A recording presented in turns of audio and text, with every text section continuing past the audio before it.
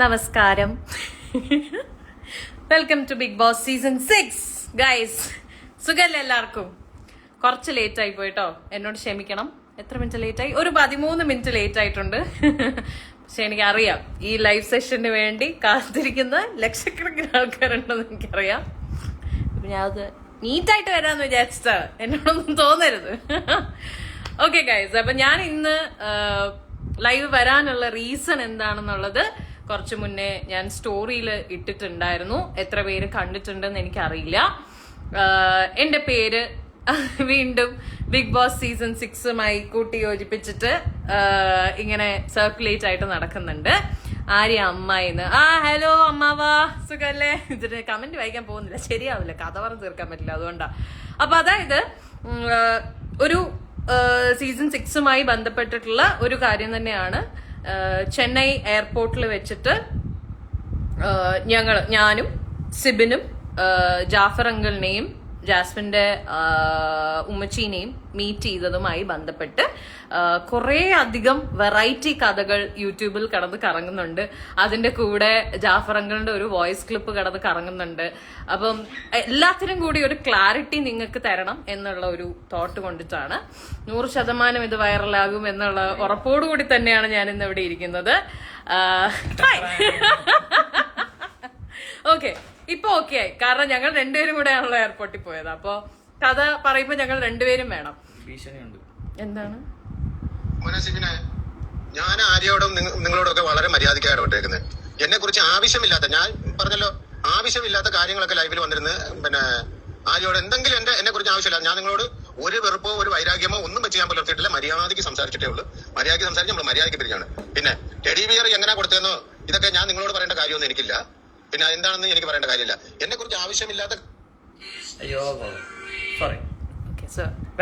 ലൈവിൽ എന്തെങ്കിലും പറയുമ്പം പിന്നെ ചുമ്മാ ഞാനും കയറിയിരുന്ന അതും ഇതൊക്കെ പറയും. ഞാൻ നിങ്ങളെ ആരെ ഉപദ്രവിക്കാൻ പറ്റത്തില്ല, എന്നെ ഉപദ്രവിക്കാൻ പറ്റുമെന്ന് പറഞ്ഞേക്കണം കേട്ടോ. ആവശ്യമില്ലാതെ എന്നെ ഉപദ്രവിക്കാൻ പറ്റരുത്.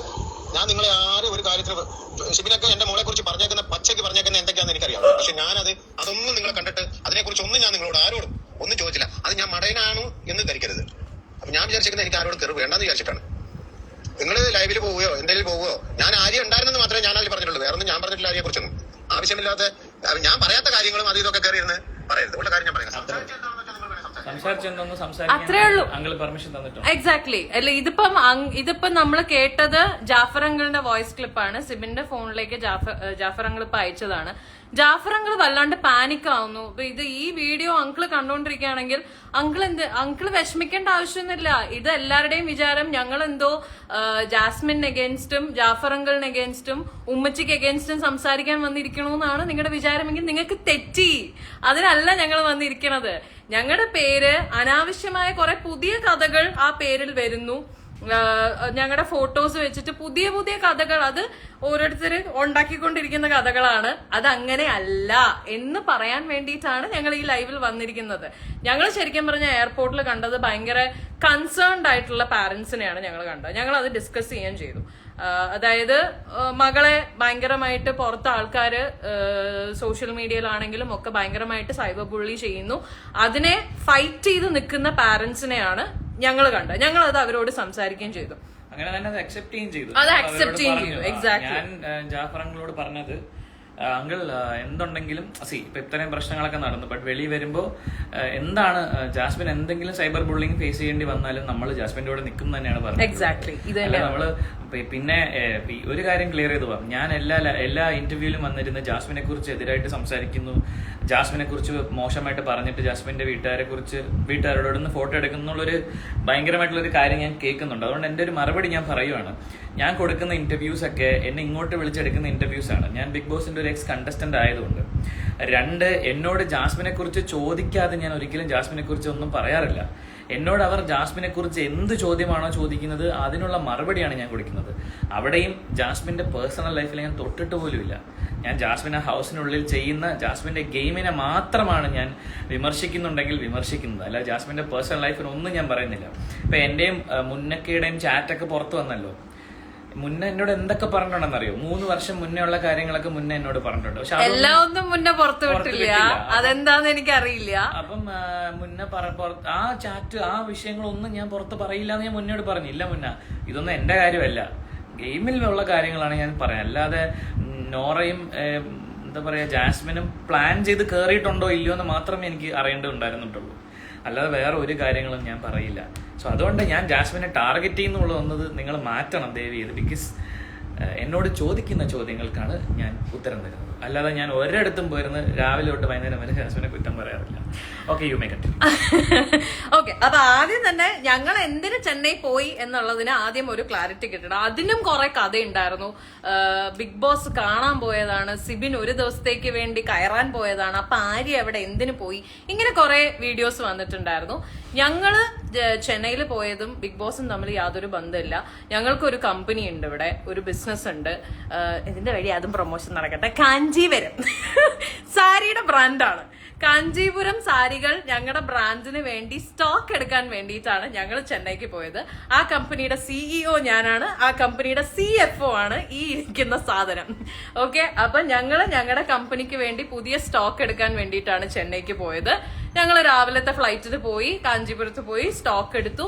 തിരിച്ച് റിട്ടേൺ ഫ്ലൈറ്റിന് വേണ്ടിയിട്ട് ഞങ്ങൾ എയർപോർട്ടിൽ വന്ന് വെയിറ്റ് ചെയ്തിരിക്കുമ്പോഴാണ് ആക്സിഡന്റലി ഞങ്ങൾ ജാഫർ അങ്കിളിനെ കാണുന്നത്. ഞാനാണ് കാണുന്നത്, ഇവനല്ല കണ്ടത്, ഞാനാണ് കാണുന്നത്. ബിക്കോസ് ഞങ്ങൾക്ക് കുറച്ച് ടൈം ഉണ്ടായിരുന്നു. ഞങ്ങള് ഫ്ലൈറ്റിന് കുറെ മുന്നേ ഞങ്ങൾ എയർപോർട്ടിലെത്തി. അപ്പൊ ഞങ്ങള് യൂട്യൂബില് വീഡിയോസ് കണ്ടോണ്ടിരിക്കുകയായിരുന്നു. ആ സമയത്ത് പ്രൊമോ വന്നു. ജാഫർ അങ്കിളും ഉമ്മച്ചിയും വീട്ടിലേക്ക് കയറുന്നതിന്റെ പ്രൊമോ അപ്പൊ യൂട്യൂബിൽ വന്നു.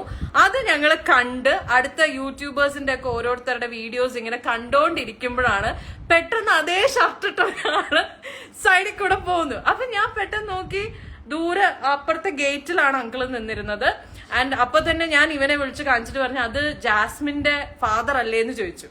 അപ്പൊ ഇവൻ പറഞ്ഞു, ആ ശരിയാണ്, ജാസ്മിന്റെ അച്ഛനാണെന്ന് ചോദിച്ചു. എന്നിട്ട് അവൻ എന്നോട് ചോദിച്ചു, ഞാൻ പോയി മിണ്ടട്ടെ, അങ്കിള് ചീത്ത വിളിക്കുവോ, എന്താവും, പോയി സംസാരിക്കട്ടെ എന്ന് ചോദിച്ചു. ഞാനാണ് പറഞ്ഞത്, ധൈര്യമായിട്ട് പോയി സംസാരിച്ചു, ഒരു കുഴപ്പമില്ല. സി, അങ്ങനെ ഒരു ഇത് വെക്കേണ്ട ആവശ്യമുണ്ടെന്ന് എനിക്ക് തോന്നുന്നില്ല. അവർ ഒന്നിച്ചൊരു ഗെയിമിൽ പങ്കെടുത്തു, ഗെയിമിനുള്ളിൽ ആരൊക്കെ എന്തൊക്കെ പറയുന്നു, എന്തൊക്കെ ചെയ്യുന്നു. അപ്പൊ അവരുടെ പാരന്റ്സിനെ അല്ലെങ്കിൽ അവരുടെ വീട്ടുകാരെയൊക്കെ കാണുമ്പോൾ നമ്മൾ മുഖം തിരിച്ചു നടക്കേണ്ട ആവശ്യമുണ്ടെന്ന് എനിക്ക് തോന്നുന്നില്ല. He agreed to it. അവനും ആ തോട്ട് തന്നെയായിരുന്നു. അതുകൊണ്ട് ഞാൻ അവിടെ വെയിറ്റ് ചെയ്തു.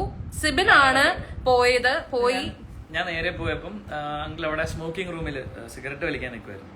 അപ്പൊ ഞാൻ തുറന്നിട്ട് ആദ്യം അങ്ങളോട് പറയുന്നത്, നെഞ്ചുവേനുള്ള ആളാണ്, ഇങ്ങനെ സിഗരറ്റൊക്കെ വലിക്കാവോന്ന് ചോദിച്ചു. അപ്പൊ പുള്ളി മോനെ ടെൻഷൻ കൊണ്ടാണെന്ന് പറഞ്ഞു. എന്നിട്ട് എന്നെ മനസ്സിലായോ സിബിനാണ്, എനിക്കറിയാം മോനെ എന്നൊക്കെ പറഞ്ഞു. എന്നിട്ട് ഞാൻ പറഞ്ഞു, അങ്കിൾ എന്താ ഗെയിം ഇതിനുള്ളിൽ ഞാൻ പറഞ്ഞ കാര്യങ്ങളൊന്നും അങ്കിൾക്ക് വിഷമമൊന്നും ഉണ്ടാക്കിയിട്ടില്ലെന്ന് പറയുമ്പോൾ അങ്കിൾ എന്നോട് ആദ്യം പറഞ്ഞ കമന്റ്, മോനെ ഇത് ഞാനൊരു ഗെയിം സ്പിരിറ്റിൽ എടുക്കുന്നു, ഗെയിമാണ്, അതൊന്നും എനിക്കൊരു പ്രശ്നമുള്ള കാര്യമില്ല, അതൊക്കെ ഞങ്ങൾ അങ്ങ് വിടും, ഞാനായാലും എന്റെ വൈഫാണെങ്കിലും എന്റെ മോളാണെങ്കിലും അതൊക്കെ വിടും, അതൊന്നും ഒരു വിഷയമില്ല. ഞാൻ പറഞ്ഞു, അങ്ങനെ എന്തെങ്കിലും പുറത്ത് വന്നിട്ടാണെങ്കിലും ഞങ്ങൾ സംസാരിക്കുന്നൊക്കെ ഗെയിമിന്, അതൊക്കെ എനിക്കറിയാം, എന്റെ മോളുടെ ഗെയിം നീ വിമർശിക്കണം, എന്റെ മോള് ചെയ്യുന്ന എല്ലാം ശരിയാണെന്ന് പറയരുത്, വിമർശനങ്ങൾ ഉണ്ടാവണം എന്ന് ജാഫർ അങ്കിളാണ് പറയുന്നത്. ജാഫർ അങ്കിള് എല്ലായിടത്തും പറഞ്ഞിട്ടുണ്ട്, എന്റെ അടുത്ത് മാത്രമല്ല, അങ്കിള് കൊടുത്ത ഇന്റർവ്യൂവിലും അങ്കിൾ ആ സ്റ്റാൻഡിൽ തന്നെയാണ്. തെറ്റ് കണ്ടാൽ വിമർശിക്കണം, എപ്പിസോഡിലും അങ്ങനെ തെറ്റ് ചെയ്തു കഴിഞ്ഞാൽ വിമർശിക്കണം എന്നുള്ള അത് തന്നെയാണ് എന്നോടും പറഞ്ഞത്, നീ വിമർശിക്കണം. പിന്നെ എന്നോട് എടുത്ത് പറഞ്ഞ, നീ പറഞ്ഞ ഒരു കാര്യം ഞാൻ അക്സെപ്റ്റ് ചെയ്യുന്നു, അത് അവൾ ആ വീട്ടിനുള്ളിൽ കാണിച്ചത് അവളുടെ ഗെയിമാണ്, അത് നീ കൃത്യമായിട്ട് പറഞ്ഞു, ഗെയിമാണ് അവള് കാണിച്ചതെന്ന്. ഒരു പ്രത്യേക വിഷയത്തെ കുറിച്ച്, ആ പേര് ഞാൻ എടുക്കുന്നില്ല, ആണോ. അപ്പൊ ഗബ്രിയുടെ കാര്യമാണ്, ആ ലവ് ട്രാക്ക് അത് അവളുടെ ഗെയിമിന്റെ ഭാഗമാണ് എന്ന് അങ്കിൾ എന്നോട് പറഞ്ഞു. അത് നീ കൃത്യമായിട്ട് മനസ്സിലാക്കി. അതിനുശേഷം അങ്കിള് പിന്നെ എന്നോട് പറഞ്ഞത്, ഞാൻ ആക്ച്വലി സായി അകത്ത് കയറുന്നുണ്ട് എന്ന് ഞാൻ അറിഞ്ഞിട്ട് ഞാനാണ് സായിയെ വിളിച്ച് പറഞ്ഞത്, അകത്ത് പോയിട്ട് നീ ജാസ്മിനോട് ഞങ്ങളുടെ എതിർപ്പ് അറിയിക്കണമെന്ന്. അതിന്റെ പേരിലാണ് സായി ആക്ച്വലി ആ വീടിനുള്ളിൽ ജാസ്മിനെ ഇരുത്തി പറഞ്ഞിട്ടുണ്ടായിരുന്നു. പറഞ്ഞപ്പോ തന്നെ ബിഗ് ബോസ് ഇടപെട്ട്, പുറത്തെ കാര്യങ്ങൾ ചർച്ച ചെയ്യാൻ പാടില്ലെന്ന് പറയും, സായിയെ പണിഷ് ചെയ്യുകയും ചെയ്തു. എന്നിട്ട് ജാസ്മിൻ ജയിലിലേക്കാണോ നോമിനേഷനിലേക്കാണോ എന്നറിയില്ല, സായിനെ നോമിനേറ്റ് ചെയ്തപ്പോ ഈ റീസൺ പറഞ്ഞു, വെളിയിലെ കാര്യങ്ങൾ എന്റെ അടുത്ത്. അപ്പൊ അങ്കിള് പറഞ്ഞു, ആ സമയത്തെങ്ങനെ എന്റെ മോളെ എന്റെ കൈ കിട്ടിയിരുന്നെങ്കിൽ കാണായിരുന്നു എന്ന് അങ്കിള് വളരെ ജോവിയലായിട്ട് പറഞ്ഞു. അപ്പൊ ഈ പറഞ്ഞ കമ്മ്യൂണിക്കേഷൻസ് അങ്കിളുമായിട്ട് ഞാൻ ഉണ്ടായി. അതിനുശേഷം വീണ്ടും ഞങ്ങൾ ഡീറ്റെയിൽ ആയിട്ട് ചർച്ച ചെയ്തു. എന്റെ അടുത്ത് പറഞ്ഞു, മോനെ നീ വിമർശിക്കുന്നുണ്ട് കുഴപ്പമൊന്നുമില്ല, പക്ഷെ അവളെ തേച്ചൊട്ടിക്കരുത്, കാര്യം അവളൊരു പെൺകുട്ടിയാണ്, അപ്പം പുറത്തിറങ്ങിയിട്ട് അവൾക്ക് ഒരു ലൈഫ് ഉണ്ട്. ഞാൻ പറഞ്ഞു അങ്കിൾ ഞാൻ അവളുടെ പേഴ്സണൽ ലൈഫ് ഒരിടത്തും പറഞ്ഞിട്ടില്ല, ഗെയിമിനാണ് പറയുന്നത്, അതൊക്കെ എനിക്ക് മനസ്സിലായെന്ന് പറഞ്ഞു. ഞങ്ങൾ കുറച്ചു നേരം അവിടെ നിന്ന് വർത്താനം പറഞ്ഞിട്ട് പിന്നെ അങ്കിളാണ് ഞാൻ പറഞ്ഞ ആര്യ എന്നോട് പറഞ്ഞത്, അങ്കിളിന് ആര്യ എന്റെ കൂടെ ഉണ്ടെന്ന് പറഞ്ഞു. അപ്പൊ പറഞ്ഞു അങ്കിൾ പറഞ്ഞാണോ എന്ന് പറഞ്ഞിട്ട് എനിക്ക് ആര്യ ഭയങ്കര ഇഷ്ടമാണ്, ബെഡായ ബംഗ്ലാവ് വിട്ട് ഞാൻ ആര്യ എനിക്ക് ഭയങ്കര ഇഷ്ടമാണ്, ഒന്ന് മീറ്റ് ചെയ്യണമെന്ന് പറഞ്ഞിട്ട് ഞങ്ങൾ പുറത്തേക്ക് പോകുന്ന സമയത്ത് അങ്കിളാണ് എനിക്ക് പറഞ്ഞത് ഞാൻ ഉമ്മച്ചിയെ കാണിച്ചു തരട്ടെ പരിചയപ്പെടാൻ. ഞാൻ പറഞ്ഞാൽ പിന്നെന്താന്ന് പറഞ്ഞാൽ നേരെ ഉമ്മച്ചിയുടെ അടുത്ത് കൊണ്ടുപോയി ജാസ്മിന്റെ ഉമ്മേനെ എനിക്ക് പരിചയപ്പെടുത്തുന്നു. ഉമ്മയെ വളരെ സ്നേഹത്തോടെ എന്നോട് സംസാരിച്ചത്, ഒരു കുഴപ്പമില്ലായിരുന്നു. ഉമ്മ വളരെ സ്നേഹത്തോടെ എൻ്റെ അടുത്ത് പറഞ്ഞ് മോനെ അത് നീ വിഷമിക്കണ്ട, നിനക്ക് മെസ്സേജ് ഒക്കെ വരുന്നുണ്ടെങ്കിൽ നീ അത് കാര്യമാക്കണ്ട, ഞങ്ങൾക്ക് ഇഷ്ടം പോലെ വരുന്നു, ഞങ്ങൾ സ്ട്രോങ് ആയിട്ട് നിൽക്കുന്നില്ലേ, അതുപോലെ നീയും സ്ട്രോങ് ആയിട്ട് നിൽക്കണം, ഇതൊക്കെ ഇതിന്റെ ഭാഗമാണെന്ന് പറഞ്ഞ് വളരെ സ്നേഹത്തോടെ എന്നോട് ഉമ്മയെ സംസാരിച്ചത്. അതിനുശേഷം ഞാൻ ഉമ്മ ജാഫർ അങ്കിൾ ഞങ്ങൾ മൂന്നുപേരും കൂടെ ചേർന്ന് നേരെ ആര്യയുടെ അടുത്തേക്ക്. ഞാൻ വേറെ സ്ഥലത്താണ് ഇരുന്നിരുന്നത്, അവര് സംസാരിക്കട്ടെ എന്ന് വെച്ചിട്ട് ഞാൻ പോയിട്ടില്ല. ഞാൻ നോക്കുമ്പം ഇവര് മൂന്നുപേരും കൂടി എന്റെ അടുത്തേക്ക് വരികയാണ്. ഇവൻ എന്നെ വിളിച്ചു, അങ്കിളിന് നിന്നെ പരിചയപ്പെടണം എന്ന് പറഞ്ഞു. അങ്ങനെ ഞാൻ എണീറ്റവരുടെ അടുത്തേക്ക് പോയി. ആദ്യം തന്നെ ഞാൻ അങ്കിൾ സുഖം അല്ലേ എന്ന് പറഞ്ഞ് അങ്കിളിനും ഷെയ്ക്ക് ഹാൻഡ് കൊടുത്തു, ഉമ്മച്ചിക്കും ഷെയ്ക്ക് ഹാൻഡ് കൊടുത്തു. എന്തൊക്കെയുണ്ട് വിശേഷം എന്ന് ഞാൻ ചോദിച്ചു. അപ്പൊ അങ്കിൾ പറയുന്നുണ്ട് എന്താ മോളെ എന്ത് പറയാനാണ്, കാണുന്നില്ലേ, ഇതൊക്കെ തന്നെയാണ് വിശേഷം. അപ്പൊ ഞാൻ പറഞ്ഞു അങ്കിൾ ഇതൊക്കെ ഈ ഗെയിമിന്റെ ഭാഗമാണ്, ഇതൊന്നും നിങ്ങൾ മനസ്സിലോട്ട് എടുക്കേണ്ട ആവശ്യമില്ല, ഞാനൊക്കെ ഇതൊക്കെ കഴിഞ്ഞു വന്നിട്ടുള്ള ആൾക്കാരാണ്, ഇതൊക്കെ സീസണലാണ്, കുറച്ച് ദിവസം നമുക്ക് ബുദ്ധിമുട്ടുണ്ടാവും പക്ഷെ പിന്നെ നമുക്ക് ശീലമാവും, ഇങ്ങനെ തന്നെ ഞാൻ പറഞ്ഞേ. അങ്ങനെ ഞങ്ങൾ വളരെ ജോവിയലായിട്ട് സംസാരിച്ചുകൊണ്ടിരിക്കുകയായിരുന്നു, ഞങ്ങൾ അങ്ങോട്ടും ഇങ്ങോട്ടും. അപ്പൊ അങ്കിള് തന്നെയാണ് ഈ സൈബർ ബുള്ളിങ്ങിന്റെ കാര്യം അപ്പം എടുത്തിട്ടത് അങ്കിളാണ്. അങ്കിൾ ഇങ്ങനെ പറയുന്നുണ്ടായിരുന്നു ഈ സൈബർ അറ്റാക്ക് ആണ് എന്റെ മോളെ എന്തൊക്കെ പറയുന്നവര് ഈ സോഷ്യൽ മീഡിയയിൽ വഴിയൊക്കെ. അപ്പൊ സിബിൻ പറഞ്ഞു ഇത് സീസൺ 2 ഏറ്റവും കൂടുതൽ അനുഭവിച്ച ആളാണ് അങ്കിൾ ദേ നിൽക്കുന്നത്, അതൊക്കെ കഴിഞ്ഞ് അവള് നിൽക്കുന്ന കണ്ടില്ലേ, അതുപോലെ തന്നെ സ്ട്രോങ് ആണ് ജാസ്മിനും അവളത് സുഖമായിട്ട് തരണം ചെയ്തു വരും. ഇങ്ങനത്തെ ഒരു കോൺവെർസേഷൻ ആയിരുന്നു ഞങ്ങൾ 4 പേരും കൂടി അവിടെ ചെയ്തുകൊണ്ടിരുന്നത്. ഈ കോൺവെർസേഷൻ അതായത് ഈ സൈബർ അറ്റാക്ക്, അപ്പൊ അങ്കിൾ ഇങ്ങോട്ട് പറഞ്ഞു. അപ്പൊ നമ്മൾ ഈ അതായത് ചില കമന്റ്സ് ഇത് ഞങ്ങൾ വെറുതെ പറയുന്നൊന്നുമല്ല, നിങ്ങൾ ഇപ്പോഴും പോയി നോക്കിയാൽ അറിയാം. ഞങ്ങൾ അത് ജാസ്മിൻ ആർമി എന്ന് പറയുന്നില്ല, ബിക്കോസ് നമുക്കറിയില്ല അത് ജാസ്മിൻ ആർമിയാണ് ആരാന്നൊന്നും. ജാസ്മിന്റെ ഒഫീഷ്യൽ ഗ്രൂപ്പിൽ വന്ന വീഡിയോ ഞാൻ സമ്മതിച്ചു, ഇത് അവളുടെ ഒഫീഷ്യൽ ഗ്രൂപ്പ് ആണെന്നുള്ളത് ഞാൻ ഇവരോട് ചോദിക്കും, അങ്കിൾ ഉറപ്പ് തന്നിരുന്നു. യെസ്, ഒരു വീഡിയോ ഒരു വോയിസ് നോട്ട് ഉണ്ടായിരുന്നു സിബിനെ പണിയാം എന്ന് പറഞ്ഞിട്ട്. അത് സിബിൻ അന്ന് സോഷ്യൽ മീഡിയയിൽ ഷെയർ ചെയ്ത സാധനം നമ്മൾ അങ്കിളിനെ അവിടെ വെച്ച് കേൾപ്പിക്കുന്നു. അപ്പൊ അങ്കിള് പറയുകയും ചെയ്തു ഈ ജാസ്മിൻ വാരിയേഴ്സ് എന്ന് പറയുന്നത് നമുക്ക് അറിവുള്ള ഗ്രൂപ്പാണ്, നമ്മൾ അതില് ഭാഗമായിട്ടുള്ള 2 ഗ്രൂപ്പേ ഉള്ളൂ എന്ന് പറഞ്ഞു. അങ്കിള് ഇങ്ങോട്ട് പറഞ്ഞതാണ്. അത് അങ്കിൾ എടുത്തു പറഞ്ഞു അതൊരു പെയ്ഡ് PR അല്ല എന്നുള്ളത് അങ്കിൾ എടുത്തു പറഞ്ഞു. ജാസ്മിനോടുള്ള ഇഷ്ടം കൊണ്ടിട്ട് ജാസ്മിന്റെ ഫാൻസ് തുടങ്ങിയിട്ടുള്ള 2 ഗ്രൂപ്പാണ്. അതിനെ ഇവരും സപ്പോർട്ട് ചെയ്യുന്നുണ്ട്, അതായത് ജാസ്മിന്റെ ഫാമിലി ജാസ്മിന്റെ ഫ്രണ്ട്സും സപ്പോർട്ട് ചെയ്യുന്നുണ്ട്. അതൊരിക്കലും ഒരു പെയ്ഡ് പരിപാടിയൊന്നും അല്ല. അങ്കിൾ പിന്നെ എടുത്ത് പറഞ്ഞ ഒരു കാര്യമാണ്, നിങ്ങള് ബാക്കി കണ്ടസ്റ്റന്റ്സിന്റെ അടുത്ത് പോയിട്ട് ജാസ്മിന്റെ പേരും പറഞ്ഞ് ഓരോന്ന് പറയുമ്പോൾ, ചീത്ത വിളിക്കുമ്പോഴും മോശം പറയുമ്പോഴും തെറി പറയുമ്പോഴും ഒക്കെ നിങ്ങൾ ഓർക്കേണ്ട ഒരു കാര്യം, ഈ കാര്യങ്ങൾക്കൊന്നും ഞങ്ങൾ കൂട്ട് നിൽക്കില്ല. ഇതിന്റെ പേരും പറഞ്ഞ് നിങ്ങൾ ഓരോന്ന് കാണിച്ചു കൂട്ടുന്നതിന് 10 പൈസ എന്റെ കയ്യിൽ നിന്നോ ജാസ്മിന്റെ കയ്യിൽ നിന്നോ നിങ്ങൾക്ക് കിട്ടാൻ പോകുന്നില്ല, ഒരു നാരങ്ങാ വെള്ളം പോലും കിട്ടാൻ പോകുന്നില്ല എന്ന് അങ്കിള് പറഞ്ഞത് എനിക്ക് നല്ല ഓർമ്മയുണ്ട്. ഇങ്ങനത്തെ കോൺവെർസേഷൻസ് ആണ് നമ്മൾ തമ്മിൽ നടന്നുകൊണ്ടിരുന്നത്. ഈ കോൺവെർസേഷൻ നടന്നുകൊണ്ടിരിക്കുമ്പോ സിബിന്റെ ഒരു കോള് വരുന്നു. സിബിന്റെ ഒരു കോള് വരുന്നു. അതൊരു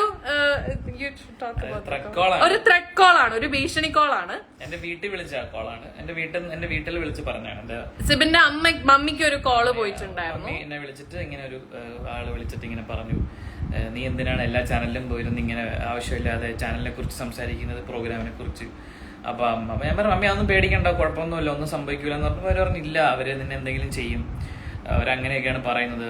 അപ്പൊ ഞാൻ പറഞ്ഞു മമ്മി നമ്പർ എടുത്തതാ. അപ്പൊ നമ്പർ കിട്ടിയത് ആരാണ് നമ്മൾ കണ്ടുപിടിക്കാം. അപ്പോ ആ ഒരു ഭീഷണി കോള് വന്നിട്ട് ഞാൻ കോൾ എടുത്ത് തിരിച്ചു വന്നിട്ട് ഞാൻ ഇത് പറഞ്ഞു, അങ്കിളിനോടും പറഞ്ഞു, അങ്കിൾ കണ്ടോ ഇതാണ് എന്റെ അവസ്ഥ, എനിക്ക് ത്രെഡ് കോൾസും ഭീഷണി കോൾസും ഒക്കെ വരുന്നുണ്ട് അങ്കിൾ എന്ന് പറഞ്ഞു. അപ്പോഴും പുള്ളി എൻ്റെ അടുത്ത് വളരെ വളരെ നല്ല രീതിയിൽ സംസാരിച്ചത്, അതൊന്നും മൈൻഡ് ആ അങ്കിൾ അപ്പൊ നമ്മളെ സപ്പോർട്ട് ചെയ്യും. അങ്കിള് പറഞ്ഞു അത് വിട് മോനെ, ഇതൊക്കെ ആരാന്ന് നമുക്ക് അറിയില്ല, നമ്മുടെ കൊച്ചിന്റെ പേരും പറഞ്ഞ് കുറെ ആൾക്കാർ ഇങ്ങനെ ഓരോ പരിപാടി ഒപ്പിക്കുന്നുണ്ട്, പക്ഷെ അതും നമ്മളുമായിട്ട് ബന്ധമില്ല എന്നുള്ളത് അങ്കിൾ അവിടെ വെച്ച് വളരെ ക്ലിയർ ആയിട്ട് പറഞ്ഞിട്ടുണ്ടായിരുന്നു. അതിൽ ഒരു ഡൗട്ടും ഇല്ല. ഇങ്ങനെ PR-ന്റെ കാര്യങ്ങൾ നമ്മൾ സംസാരിച്ചുകൊണ്ടിരുന്നു. പിന്നെ നമ്മൾ സംസാരിച്ചത് എപ്പിസോഡിന്റെ കാര്യമാണ്. അപ്പൊ ഞങ്ങൾ ചോദിച്ചു അങ്കിൾ എങ്ങനെ ഉണ്ടായിരുന്നു ഫാമിലി എപ്പിസോഡ്, കയറിയിട്ട് എങ്ങനെ അടിച്ചു പൊളിച്ചോ എന്നൊക്കെ ചോദിച്ചപ്പോ അങ്കിൾ ഇങ്ങോട്ട് പറഞ്ഞു അടിപൊളി എപ്പിസോഡായിരുന്നു, ഞാൻ പോയി തകർത്തിട്ടുണ്ട്, മക്കള് നാളെ എന്തായാലും ലൈവ് കാണണം, രാവിലെ തൊട്ട് കാണണം, ഞങ്ങള് രാവിലെ പാട്ടിടുമ്പോഴേ ഇതൊക്കെ അങ്കിള് ഫുൾ ഡീറ്റെയിൽസ് ഞങ്ങളോട് പറഞ്ഞു. രാവിലെ പാട്ടിടുമ്പോഴേ ഞങ്ങള് കേറിയിട്ടുണ്ടായിരുന്നു. അപ്പൊ അതിന്റെ ഇടയിലാണ് ഈ ഒരു ടെഡി ബെയറിന്റെ കാര്യം അങ്കിള് ഞങ്ങളോട് ഇങ്ങോട്ടാണ് പറയുന്നത്. അപ്പൊ അങ്കിള് പറഞ്ഞു അതിന് തൊട്ട് മുമ്പാണ് ആക്ച്വലി ഗബ്രീന്റെ ഒരു കേസ് അങ്കിള് മെൻഷൻ ചെയ്തു. അപ്പൊ അവിടെയൊക്കെ ഞങ്ങൾക്ക് ഫീൽ ചെയ്തത് ഒരു പാരന്റ്സിന്റെ നാച്ചുറൽ കൺസേൺ ആണ്. അതിപ്പോ ഏതൊരു പാരന്റ് ആണെങ്കിലും അങ്ങനെ റിയാക്ട് ചെയ്യത്തുള്ളൂ. അങ്കിളിന് ഒട്ടും താല്പര്യമില്ലായിരുന്നു അവരുടെ ആ ഒരു ബോണ്ടിങ്, അതെന്തോ ആയിക്കോട്ടെ, ആ ഒരു ബോണ്ടിങ് അങ്കിളിനാണെങ്കിലും ഉമ്മച്ചിക്കാണെങ്കിലും താല്പര്യമില്ല. In fact actually told me, uncle എന്നോട് പറഞ്ഞെന്ന് പറഞ്ഞാൽ ഞങ്ങൾ പുറത്തിറങ്ങിയിട്ട് ഇന്റർവ്യൂസ് ഒക്കെ നടക്കുന്നത് കണ്ടിട്ട് ഗബ്രീൻ അങ്കിൾ ഫോൺ ചെയ്ത് ഗബ്രിയോട് പറഞ്ഞു, മോനെ ഇനി നീ ജാസ്മിനെ കുറിച്ച് പബ്ലിക്കിൽ സംസാരിക്കരുത്, നീ ഇപ്പൊ ഈ ഉമ്മ കൊടുക്കുന്നതും കെട്ടിപ്പിടിക്കുന്നതും തെറ്റാണെന്ന് നീ ഇനി സംസാരിക്കണ്ട, നീ ഓൾറെഡി സംസാരിച്ചല്ലോ ഗെയിമിനകത്ത്, മതി, ഡൺ, ഇനി എന്റെ മോളുടെ പേര് നീ പുറത്ത് പറയരുത്. ന്യായമായിട്ടുള്ള ഒരു ആവശ്യം.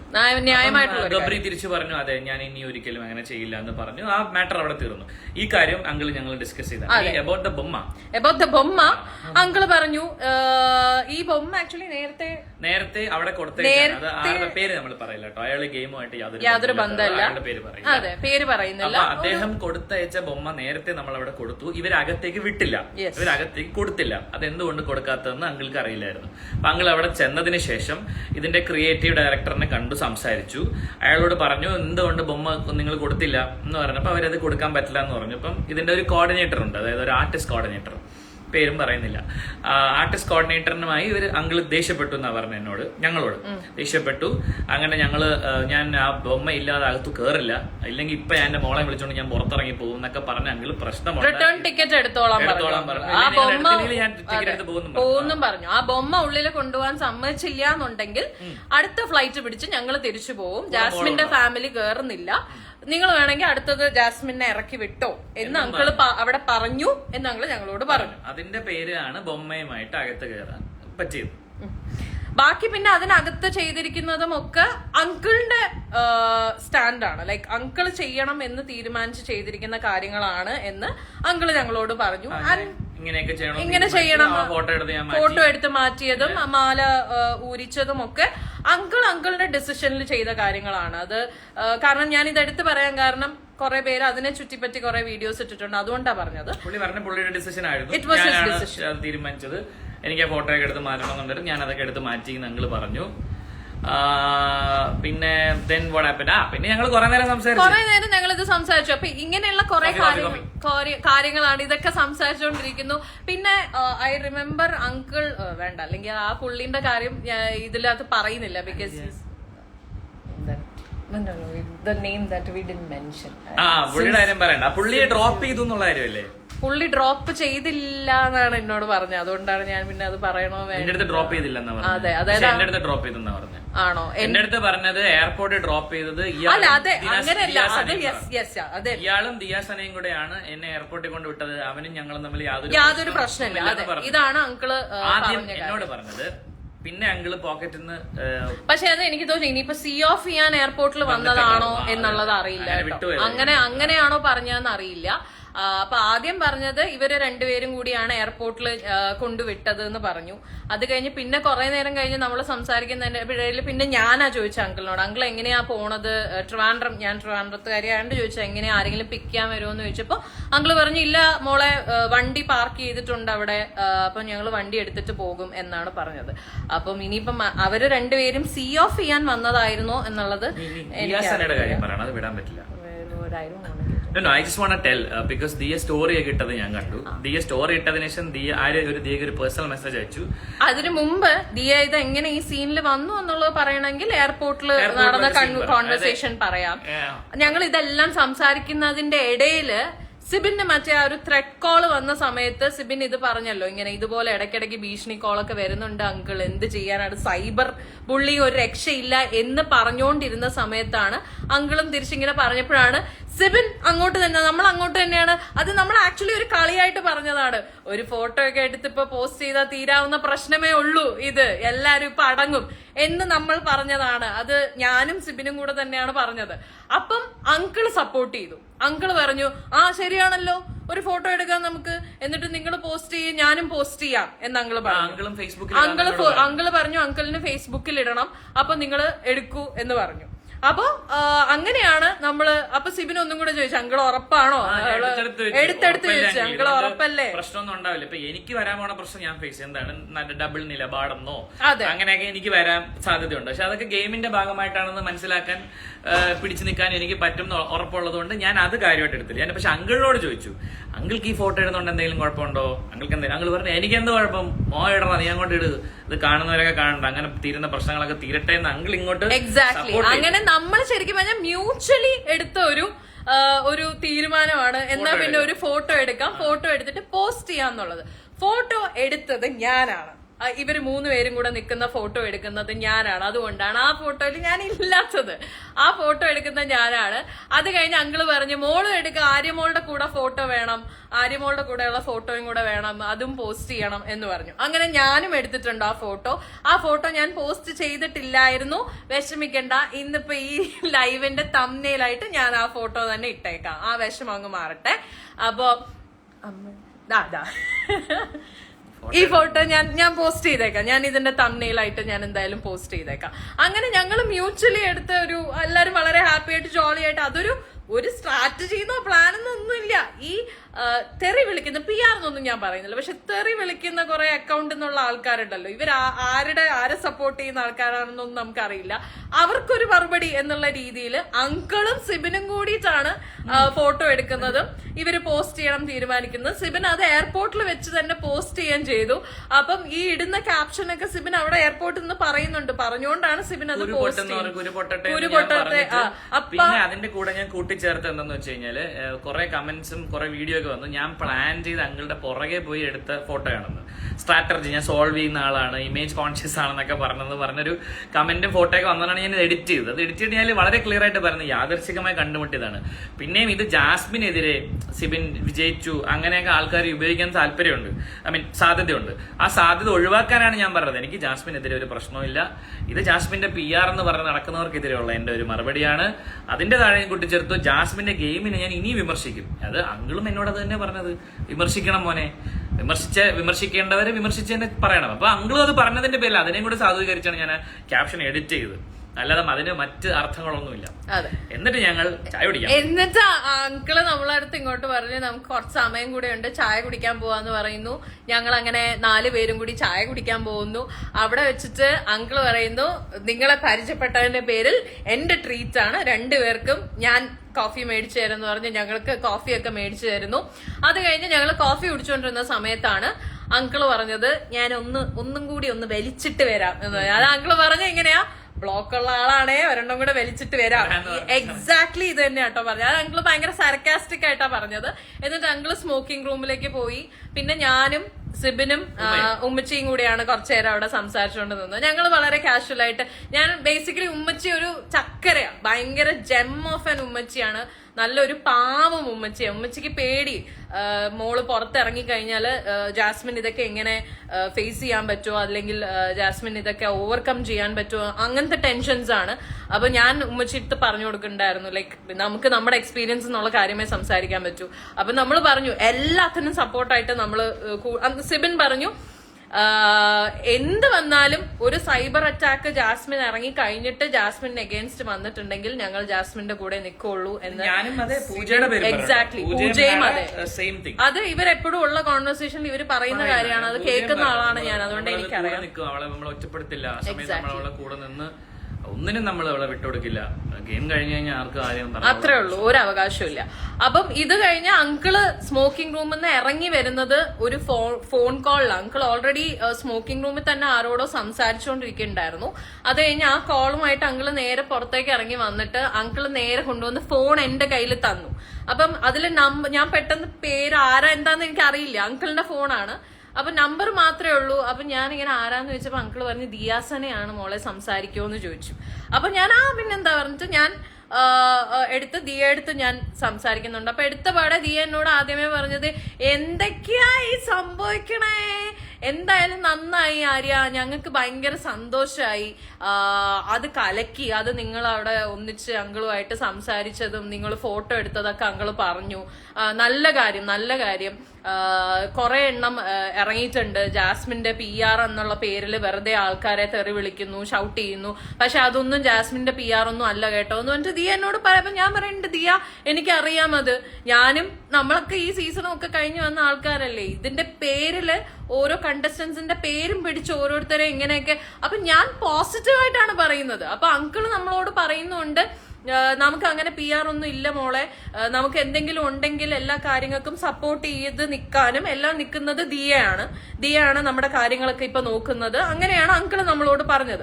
അപ്പൊ നമ്മളും ആ രീതിയിലാണ് ദിയ അടുത്ത് ഞാൻ സംസാരിക്കുന്നു. എന്നിട്ട് ദിയ എന്നോട് ഈ പറയുന്ന പോലെ സിബിന്റെ കേസ് പറയുന്നു, സിബിൻ പറയുന്ന കുറെ നിലപാടുകൾ കാര്യങ്ങൾ, സിബിന്റെ കുറെ കാര്യങ്ങളുമായിട്ട് എനിക്ക് യോജിപ്പൊന്നുമില്ല, പക്ഷെ കുഴപ്പം നല്ല ഗെയിമർ ആയിരുന്നു എന്നൊക്കെ പറഞ്ഞിട്ട് ഞങ്ങൾ ഇങ്ങനെ ഒരു കോൺവെർസേഷൻ വരുന്നു. പിന്നെ ഈ പറയുന്ന പോലെ ദിയയുടെ ചില നിലപാടുകളുമായിട്ട് എനിക്ക് പേഴ്സണലി യോജിക്കാൻ പറ്റില്ല. അങ്ങനെ ഞങ്ങൾ ചെറിയൊരു കോൺവെർസേഷൻ ആ സമയത്ത് തന്നെ ഫോണിൽ വന്നപ്പോഴാണ് അപ്പൊ അവർക്ക് അനൗൺസ്മെന്റും വന്നു അവരുടെ ഫ്ലൈറ്റ് ബോർഡിങ് ചെയ്യാനായിട്ട്. അപ്പൊ ഞാൻ ദിയ എടുത്തു കഴിഞ്ഞാൽ ഞാൻ ഫോൺ തിരിച്ച് അങ്കിളിന് കൊടുക്കുകയാണ്, ദിയ എന്തായാലും നമുക്ക് പിന്നെ സംസാരിക്കാം എന്ന് പറഞ്ഞിട്ട് ഞാൻ ഫോൺ കൊടുക്കുന്നു. ഇതെല്ലാം കഴിഞ്ഞ് ഞങ്ങൾ വളരെ ഹാപ്പി ആയിട്ടാണ് ആ എയർപോർട്ടിൽ നിന്ന് പിരിഞ്ഞത്. എന്നിട്ട് ഒരു മിനിറ്റ്, എന്നിട്ട് ഞാനിപ്പോ അങ്കിളിനോട് ഈ പറഞ്ഞ അങ്കിളുടെ ഓഡിയോ മെസ്സേജ് കണ്ടതിന് ശേഷം ഞാൻ മെസ്സേജ് ചെയ്തു, അങ്കിൾ ഓഡിയോ പറഞ്ഞത് ഇങ്ങനെ ആയിപ്പോയി, അപ്പൊ അത് എന്ന് പറഞ്ഞപ്പോ അങ്കിള് എന്ന് വെച്ചാൽ അങ്കിൾ അതെനിക്കൊരു ബുദ്ധിമുട്ടുണ്ടായി എന്ന് പറഞ്ഞപ്പോ അങ്കിൾ അയച്ചൊരു ഓഡിയോ മെസ്സേജ് ആണ് ഞാൻ കേൾപ്പിച്ചത്. അതായത് ഇതിൽ അങ്കിൾ പറഞ്ഞിരിക്കുന്നത് എനിക്കൊരു PR വർക്കോ എന്റെ മാൾക്കില്ല, ഒരു PR വർക്ക്. പിന്നെ ഫാൻസുകാർ വോട്ട് ചെയ്യുന്നുണ്ട്, അല്ലാതെ ഞാൻ പൈസ കൊടുത്തോ ഒന്നും കൊടുത്തോ ആർക്കും ഒരു ഇതും ഞാൻ കൊടുക്കത്തില്ല. അങ്ങനെയുള്ളൊരു PR വർക്കാര് എനിക്കില്ലെന്ന് താനും.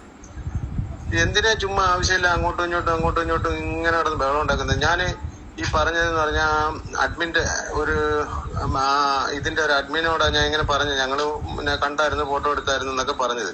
അതിനി അവരുടെ ഇതിൽ നിന്ന് അങ്ങോട്ട് ലീക്കായി പോയതാ. ഞാൻ ഒന്ന് ചോദിച്ചു നോക്കട്ടെ. എന്നാലും ഞാൻ ആരെയും തെറ്റ് പറയാനോ കുറ്റം പറയാനൊന്നും ഞാൻ പോയിട്ടില്ല, നിങ്ങളെയും തെറ്റ് പറയാൻ പോയിട്ടില്ല. എനിക്ക് ഇതിനകത്ത് ചുമ്മാ അങ്ങോട്ടും ഇങ്ങോട്ടും സംസാരിക്കാനേ താല്പര്യമില്ല. ആവശ്യമില്ല മുഷ ഉണ്ടാക്കുന്ന സംസാരമൊന്നും എനിക്ക് ആരുമായിട്ട് സംസാരിക്കേണ്ട കാര്യമില്ല.